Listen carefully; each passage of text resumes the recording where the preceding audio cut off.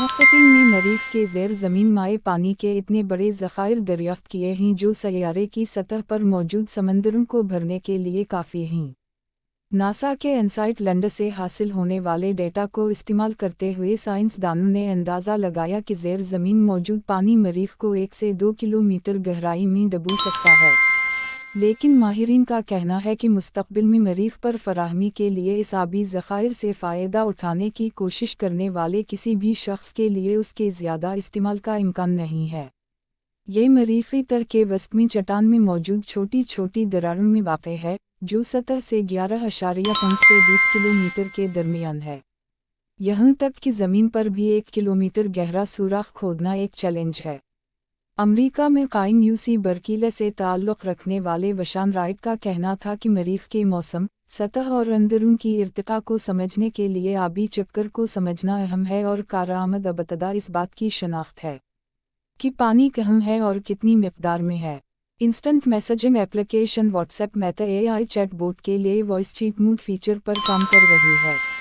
What's app بیٹا info کے مطابق what's app کی جانب سے مستقبل میں کی جانے والی اپ ڈیٹ میں یہ فیچر فعال ہو جائے گا اور صارفین AI چیٹ بوٹ کے لیے آواز کا انتخاب بھی کر سکیں گے۔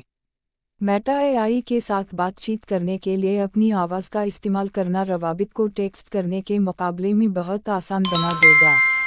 میٹا AI کی آواز کے انتخاب کا آپشن اینڈرائیڈ کے لیے جاری ہونے والے واٹس ایپ بیٹا کے 2.24.17.16 ورژن میں دستیاب ہے۔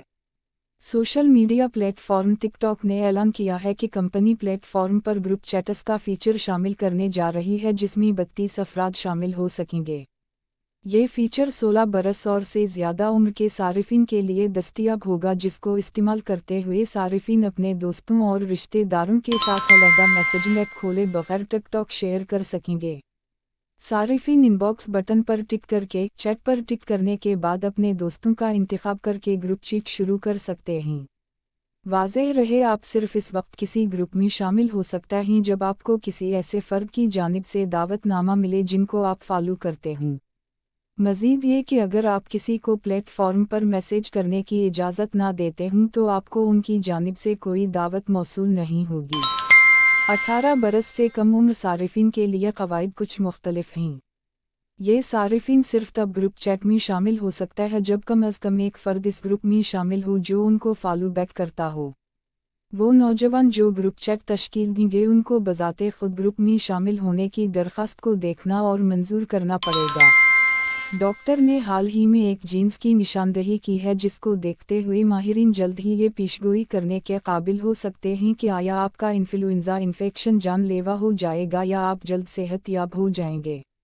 سائنسدانوں نے انفلوئنزا وائرس سے منسلک ایک جینس کی نشاندہی کی ہے جسے اگر فوری طور پر جانچ لیا جائے تو قبل از وقت بتایا جا سکتا ہے کہ آیا سانس کے وائرل انفیکشن کے ساتھ ہسپتال میں داخل مریضوں کو ہلکی بیماری ہے یا جان لیوا پیچیدگیوں کا سامنا کرنا پڑے گا۔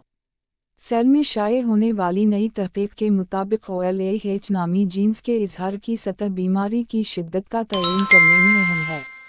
میلبورن یونیورسٹی کے ڈاکٹر اور institute for infection and immunity کے وائرل اور ٹرانسلیشنل امیونولوجسٹ برنڈن ڈوہرٹی کہتے ہیں کہ ہمارا پہلا جینس کا مشاہدہ انفلوئنزا H7N9 سے متاثر مریض کے ساتھ ہوا جو اسپتال میں داخل تھا۔ ساتھ ہسپتال میں داخل مریضوں کے تجزیہ کے دوران پیش آیا۔ اس مریض میں ہم نے OLAH کے اعلیٰ اظہار کی سطح اور مہلک نتائج کے درمیان ایک مستقل تعلق دریافت کیا۔